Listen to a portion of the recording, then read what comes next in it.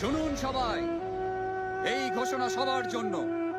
বাদশার জারি করা ফরমানি হুমায়ুন পড়ছি।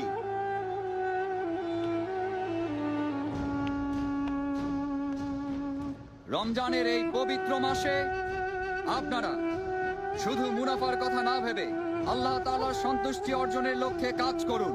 তার আদেশ মেনে চলার চেষ্টা করুন। বিশেষ করে রমজানে সবাই 5 ওয়াক্ত ফরজ নামাজ সব সময় জামাতে আদায় করবেন।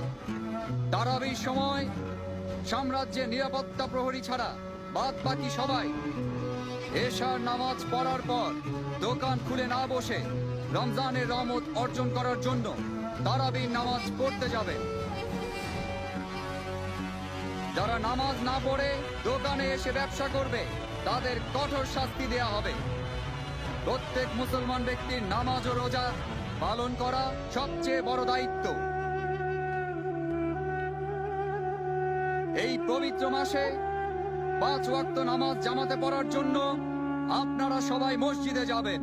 বায়াজিদ মসজিদের ময়দানে ইবাদত করতে আসা মহিলাদের আশেপাশে ঘোরাঘুরি করলে বা কোনো ক্ষতি করলে অথবা কোনো বেয়াদবি করলে কঠিন শাস্তি পেতে হবে।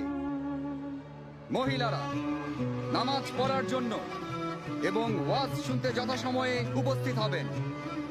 নামাজের সময় ব্যতীত মসজিদ প্রাঙ্গণে মহিলাদের আনাগোনা একেবারে নিষিদ্ধ করা হলো।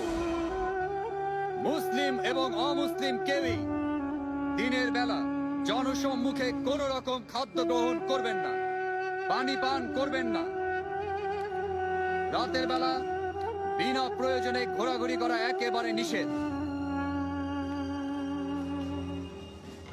মহল্লাবাসী, ব্যবসায়ী এবং বাকি সবাই নিজেদের দোকান এবং বাড়ির আঙ্গিনা সব সময় পরিচ্ছন্ন রাখবেন।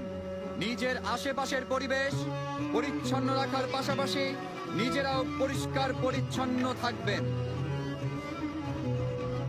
কাউকে বিরক্ত করা অথবা একে অন্যের ক্ষতি করা থেকে সবাই বিরত থাকবেন। যদি কেউ মহান আল্লাহ তাআলার আদেশ বিরোধী কাজ করেন, বাদশার জারিকৃত ফরমানের সত্ত্বেও কোনো অবৈধ কাজ করেন, তাকে যথোচিত শাস্তি দেয়া হবে। ধর্ম, শিষ্টাচার, নিষ্ঠা ছেড়ে যারা অভদ্র বা অন্যায় আচরণ করবেন এবং যারা মহান আল্লাহর হুকুম ছেড়ে হালাল ও হারামে কোন রকম ভেদাভেদ না করে জনসম্মুখে খাদ্য গ্রহণ করবেন, তাদেরকে গ্রেফতার করে আইন অনুযায়ী শাস্তি প্রদান করা হবে।